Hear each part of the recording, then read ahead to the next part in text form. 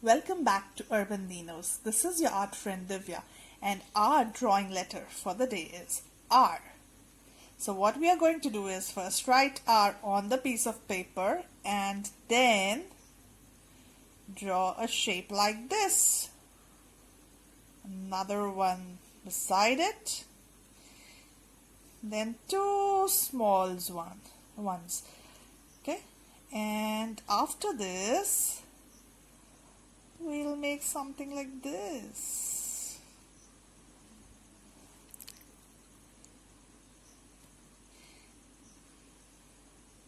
And this.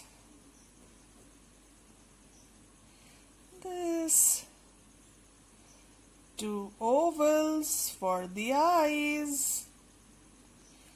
And whatever we draw, we make a happy one. So a happy rabbit.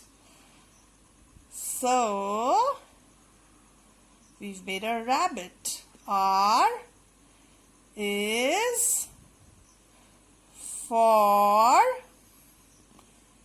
R A B I T, rabbit. Enjoy!